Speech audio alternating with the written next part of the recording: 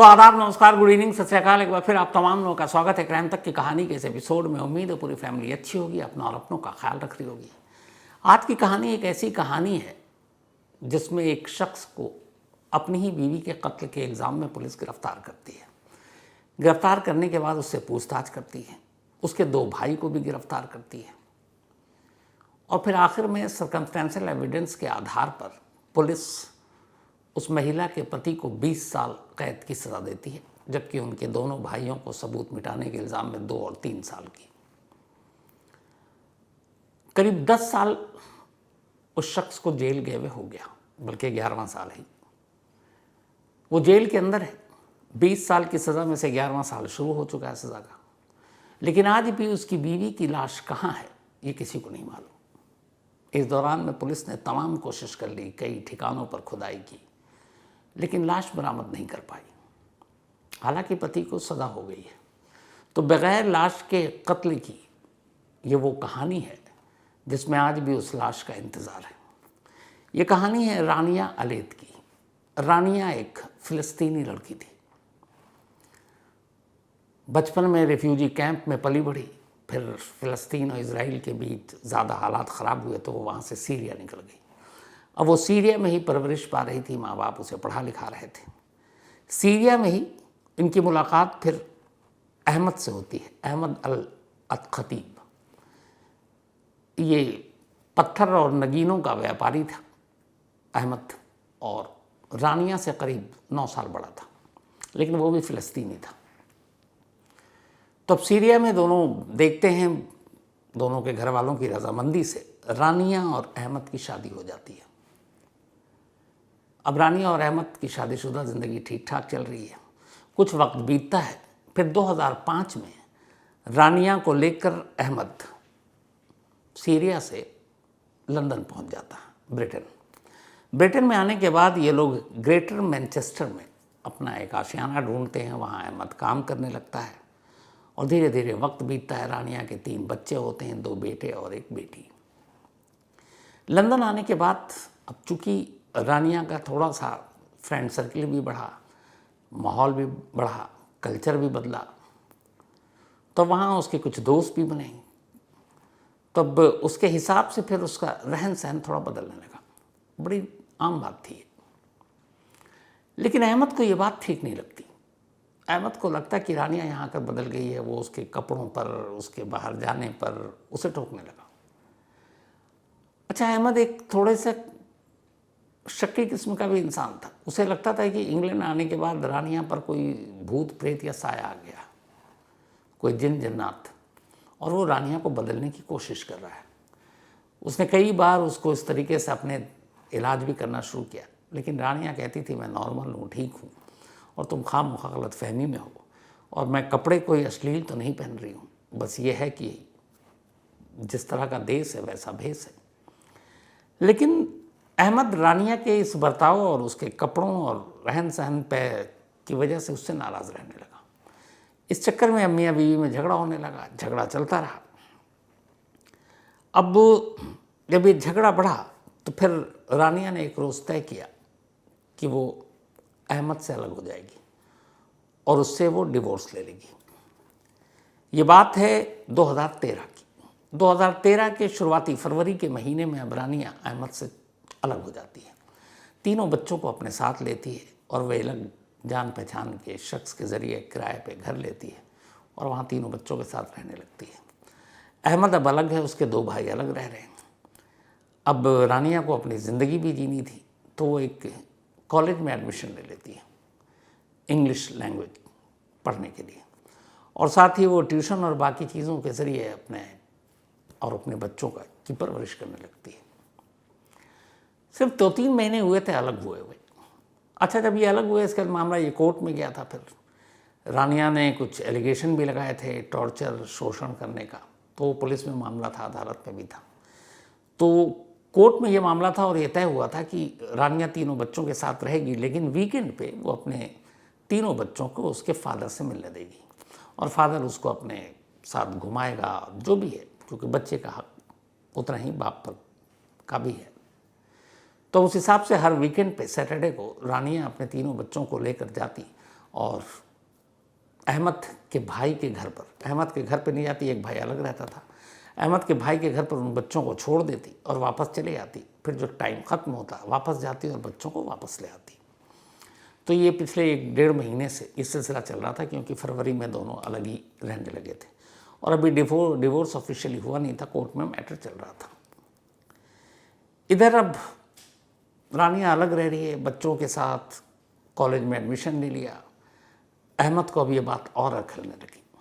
अब अहमद ने प्लान किया कि वो रानिया से बदला लेगा। इसी के बाद इस प्लान के तहत वो चाहता था कि रानिया को इस तरीके से मारे कि किसी को उसके ऊपर शक ना हो और कोई उंगली भी ना उठे। जून 2013, 7 जून 2013, रानिया को अपने बच्चों को छोड़ने के लिए वीकेंड पर उसके भाई के घर जाना था और यही तारीख और यही वक्त उसने चुना कि अब वो घर आएगी और फिर उसे मारेंगे। इन चीज़ों से बेखबर रानिया अपने तीनों बच्चों को लेकर अहमद के छोटे भाई के घर पहुंचती है और बच्चों को उनके हवाले कर देती है। बच्चों को हवाले करने के बाद रानिया वहाँ से निकल जाती है। फिर तय वक्त बीतता है। उसके बाद तीनों बच्चे जो हैं वो रानिया के साथ अब उसी घर से बाहर निकल रहे हैं। ये सीसीटीवी कैमरे में कैद है। लेकिन असलियत में जब रानिया उस घर में पहुंची उस दिन, तो बच्चों को छोड़ने तो गई, लेकिन उसके बाद कभी किसी को दिखी नहीं, वो नज़र नहीं आई। इसके बाद हुआ ये कि इस जून के महीने के बाद अब रानिया को लोग फ़ोन करें, फ़ोन उठा नहीं दिए। फिर उसने मैसेज देना शुरू किया। फिर कुछ लोगों ने अहमद से पूछताछ शुरू की। अहमद ने कहा कि वो टर्की चली गई है, उसकी ज़िंदगी में कोई नया शख्स आया और वो उसने शादी करने का फ़ैसला किया और वो टर्किश है, टर्की का सिटीज़न है और वो वहीं चली गई है। लोगों को बड़ा अटपटा लगा, रानिया के रिलेटिव को भी, खुद अहमद के भी रिलेटिव को भी। लेकिन इधर कुछ अब टेक्स्ट मैसेज आ रहे हैं रानिया के मोबाइल से और वो कह रही है कि मैं बिल्कुल ठीक हूँ, टर्की शिफ्ट हो गई हूँ और यहीं नई ज़िंदगी बिताएंगे। लोगों के गले ये बात नहीं पच रही थी कि रानिया अपने तीनों बच्चों से बहुत प्यार करती थी और तीनों बच्चे इस वक्त ग्रेटर मैनचेस्टर में यानी ब्रिटेन में थे और वो अकेले टर्की चली गई। ये लोग हजम नहीं कर पा रहे थे। लेकिन टेक्स्ट मैसेज आ रहा है। फिर लोगों ने पता करना शुरू किया। वो मैसेज, वो नंबर भी टर्की के हैं। कोई डाउट ही नहीं था कि वो लोकल कोई गुमराह कर रहा है, वो टर्की से ही आ रहे थे। अब सब परेशान कि ये मामला क्या है। जून के बाद लगभग अब जुलाई का महीना आ गया। कई लोगों को शक था कि कुछ गड़बड़ है, तो कुछ रिलेटिव अब पुलिस के पास और कुछ उसके कॉलेज के दोस्त जहाँ उसने एडमिशन लिया था वो पुलिस स्टेशन पहुँच जाते हैं जुलाई में। और जुलाई में पुलिस स्टेशन जाने के बाद कहते हैं कि रानिया गायब है जून से और उसका हस्बैंड कह रहा है कि वो टर्की गई है, लेकिन उन्हें डाउट है कि रानिया के साथ कुछ हो गया है, पुलिस तफ्तीश करे। अब पुलिस तफ्तीश करती है। 2 जुलाई को ये मामला पुलिस के पास पहुंचता है। 7 जून से मिसिंग, 2 जुलाई को ये रिपोर्ट पहुंची। अब जब रिपोर्ट पहुंची तो पुलिस ने अपनी तरफ से तफ्तीश शुरू की, सीसीटीवी फुटेज खंगाला, सारी चीज़ें देखी, बट कहीं से भी कोई क्लू नहीं मिल रहा है। आखिरी बार जब वो रानिया अपने तीनों बच्चों को लेकर गई तो वापस उस घर से निकलते हुए सीसीटीवी कैमरे में और फिर वहाँ से वो गायब है। तो ये भी नहीं कि उस घर के अंदर कुछ हुआ हो, लेकिन कई ऐसी चीज़ें थी जिससे सिर्फ एक ही शख्स जो है वो शक के घेरे में था और वो रानिया का हस्बैंड अहमद। अब ग्रेटर मैनचेस्टर पुलिस ने अहमद को उठाया। अहमद को उठाने के साथ साथ अलग से उसके दोनों भाई को भी उठाया और उसके बाद पुलिस ने गेम खेला। अलग अलग पूछताछ हुई, सबके बयान मैच किए, सबके स्टेटमेंट अलग अलग। फिर पुलिस ने बताया कि तुम्हारे भाई ने एक बालिया बयान दिया, दूसरे ने ये कहा, तीसरे ने ये कहा।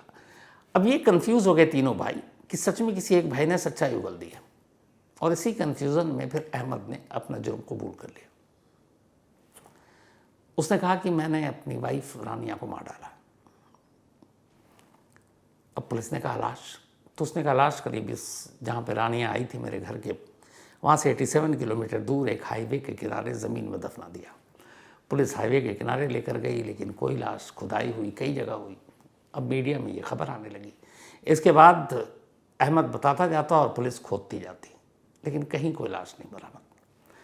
लेकिन अब इधर पुलिस हैरान कि रानिया जिस दिन घर आई वो वापस में भी जा रही है। तो अगर रानिया को घर में ही मार दिया गया तो वापस कैसे जा रही है और सीसीटीवी फुटेज में कैसे उसकी तस्वीर है। फिर जब पूरी कहानी आई तो कहानी ये थी कि ये पूरी एक साजिश का हिस्सा था। अहमद को पता था कि रानिया वीकेंड पर अपने बच्चों को छोड़ने के लिए आएगी क्योंकि वो उससे मुलाकात करेगा, और इसीलिए उसने तय किया कि वो अपने भाई के घर को चुना, क्योंकि भाई के घर पे ही एक वो नोडल प्लेस थी। वो उसके घर जाना नहीं चाहती थी कोर्ट के हिसाब से, तो भाई के घर बच्चों को छोड़ती थी। भाई को उसने सबसे पहले अपने इस साजिश में शामिल किया कि मुझे इसे सबक सिखाना, इसे मारना है। भाई भी उसमें शामिल हो गया। फिर जो छोटा भाई था वो भी शामिल हो गया। अब तीनों भाई मिल गए। अब इसके बाद जून में रानिया घर पहुंचती है उसी वीकेंड पर बच्चों को छोड़ने के लिए। बच्चों को जब छोड़ने के लिए आती है, बच्चे छोड़ती है घर के अंदर। चूंकि छोटे भाई के साथ उसका रिश्ता ठीक था, बुरा नहीं था, तो वो घर के अंदर गई। घर के अंदर गई लेकिन रानिया बाहर नहीं निकली। थोड़ी देर के बाद कैमरे में रानिया ज़रूर निकली है। एक शॉल, उसी के बूट और उसी के कोट, नकाब, हिजाब, जो भी चीज़ें वो पहनती थी या पहन कर आई थी, वो सारी चीज़ें, वही पोशाक, उसी ड्रेस में एक शख्स बाहर निकल कर जाता हुआ दिखाई दे रहा है। जीन्स, टॉप, शॉल, ये ड्रेस थी उसमें जिसमें निकली थी। अब सवाल ये था कि अगर कातिल के हिसाब से कत्ल उसने घर में किया तो फिर रानिया घर से बाहर जिंदा कैसे जा रही है। तो कहानी ये थी कि जब रानिया बच्चों को लेने के लिए आई, उससे पहले ही अहमद के कहने पर घर के बाकी लोगों को बाहर कर दिया गया था, कहीं और भेज दिया गया। वो बच्चों को लेकर आई, बच्चे बाहर थे। एक उसका अंकल बच्चों को कहा तुमको घुमा कर लाते हैं, वो बच्चों को भी बाहर ले गया। इसके बाद अब पहुंचता है अहमद आता है, रानिया घर के अंदर है। इसके बाद वो अपने भाई के साथ मिलकर गला घोंट कर उसे मार डालता है। मारने के बाद घर के अंदर लाश है। अब उसके बाद वो उसके कपड़े उतारता है। उसके कपड़े उतार कर अहमद खुद वो कपड़े पहनता है। वो बूट भी पहनता है, फिट नहीं आ रहा लेकिन जबरन, जीन्स भी पहनता है, टॉप भी पहनता है, और वो शॉल ओढ़ता है। और उसके बाद घर से सिर्फ उतनी दूरी तक जाता है जहाँ पर वो सीसीटीवी कैमरे में कैद हो जाए, क्योंकि उसे ये दिखाना था कि रानिया घर पे आई और घर में आने के बाद अब वो घर से जा भी रही है बच्चों को छोड़कर। तो रानिया चली गई और बाद में बच्चों को ये लोग ड्रॉप भी कर देते थे वापस घर में। तो रानिया की लाश घर में पड़ी है, उसके कपड़े उतारे गए। कपड़े उतारने के बाद खुद उसके पति अहमद ने वो कपड़े पहने, घर से बाहर निकला। जब उसे यकीन हो गया कि वो घर के बाहर 2-3 सीसीटीवी कैमरे में अब कैद हो चुका है, रानिया बनकर उसी चाल में चलते हुए, तो फिर ये आगे जाता है जहाँ पे कैमरा नहीं है, वहाँ पे वो कपड़े बदलता है और फिर अपने असली रूप में, अहमद के रूप में घर के अंदर दाखिल हो जाता है। तो जो कैमरे की तफ्तीश की गई थी शुरुआत में, उसमें पुलिस को इसलिए शक नहीं हुआ क्योंकि रानिया घर के अंदर आई और घर से जा भी रही है, तो इसका मतलब है कि घर में कुछ था ही नहीं। लेकिन असल में वो रानिया जा नहीं रही थी, वो खुद उसका हस्बैंड था अहमद, वो उसके कपड़े में जा रहा था सिर्फ सीसीटीवी कैमरे में खुद को कैद कराने के लिए, ताकि कल को पुलिस उसके ऊपर शक न करे। तो अब ये चीज़ें सामने आ गई, मामला कोर्ट में पहुंचा, कोर्ट में मुकदमा शुरू हुआ, मीडिया में खबरें आने लगी, रानिया की लाश की तलाश शुरू हो गई। लेकिन तमाम तलाश के बावजूद रानिया की लाश नहीं मिली। 2013 का ये मामला था, 2016 आ गया, ट्रायल लगभग पूरा हो गया और कोर्ट ने अहमद को 20 साल कैद की सज़ा दी, कोई पैरोल नहीं इसमें, और उनके दोनों भाइयों को 3 और 2 साल की सज़ा थी। बाकी दोनों भाई तो रिहा भी हो गए। और इस दौरान में तमाम कोशिश कर ली, कई डिटेक्टिव लगा दिए, लेकिन कहीं से भी लाश बरामद नहीं हुई। कम से कम दर्जन ऐसी जगह बताई अहमद ने और उसके भाइयों ने कि हमने वहाँ लाश फेंकी। 1-2 बार इन्होंने कुछ नदियों के भी नाम ले दिए, अब नदी में भी गोताखोर गए, लाश नहीं मिली। लास्ट अभी इसी फरवरी की बात है, मतलब 10 साल के बाद पहली बार फिर एक खबर आई कि नॉर्थ यॉर्कशायर के थिर्क्स इलाके में A19 रोड, जैसे अपने यहाँ हाईवे होता है, वहाँ पे हमने लाश दफनाई थी। ये अभी फरवरी की बात थी। पुलिस ढूंढती रही, खुदाई करती नहीं, कुछ नहीं मिला। अब कुछ दिन पहले फिर पता चला उसी इलाके में एक और जगह पर लाश है। अब ये सोचिए 11 साल है, पुलिस ने खुदाई की। इस बार खुदाई में एक लाश मिली है, लेकिन वो लाश रानिया की है कि नहीं है ये पता नहीं। फॉरेंसिक जांच के लिए भेज दिया गया है, DNA सैंपलिंग ले ली गई है बच्चों के। और अब करीब 11 साल के बाद एक हाईवे के किनारे, क्योंकि जो लोकेशन वो बता रहा था उन लोकेशन में से एक है, लेकिन थोड़ा हटकर है, बट अब भी पुख्ता तौर पर ये नहीं कहा जा सकता कि ये लाश रानिया की है। पुलिस अब इंतज़ार कर रही है DNA की रिपोर्ट की। अगर DNA की रिपोर्ट आ गई और ये लाश मिल गई तो शायद 11वें साल ये लाश बरामद हो जाएगी, लेकिन नहीं मिलती है तो कमाल ये है कि कातिल कत्ल करने की बात अदालत में कबूल कर चुका। उससे कहा गया था कि कम सज़ा होगी और उसने माना कि उसने मार डाला, लेकिन लाश को लेकर अक्सर गुमराह करता रहा और आज भी कर रहा है। और आज की तारीख में भी ये लाश जो अभी बरामद एक कंकाल हुई है रानिया की है, ये वहाँ के जो पुलिस अफसर हैं उन्हें भी डाउट है। उन्हें लगता है कि इन लोगों ने ये तय कर लिया कि लाश का पता नहीं देंगे, जबकि रानिया के फैमिली वालों की सिर्फ एक अपील है। उनका ये है कि कम से कम उसकी लाश बरामद हो जाए तो आखिरी रस्म पूरी की जाए, ताकि उसकी रूह को सुकून मिले और मजहबी रीति रिवाज के हिसाब से उसे दफनाया जाए। सिर्फ उनकी इतनी मांग है अथॉरिटी से भी, कोर्ट से भी। लेकिन कातिल सज़ा काट रहा है, अपनी सज़ा का आधा हिस्सा काट भी चुका है, लाश का सच बताने को तैयार नहीं। कैसे कैसे दुनिया में लोग कातिल और बाकी सब हैं कि जुर्म किया, सज़ा भुगत रहे हैं, इकरार जुर्म भी कर लिया, लाश का पता देने को तैयार नहीं। तो ये थी कहानी रानिया की। तो इसी के साथ कहानी में आज इतना ही। कल संडे है, आज तक पर रात 11 बजे आप चाहें तो क्राइम कहानी अवश्य से देख सकते हैं। और वैसे आपसे मुलाकात होगी मंडे रात 9 बजे किसी नई कहानी के साथ। तब तक अपना और अपनों का ख्याल रखिएगा। Thank you very much.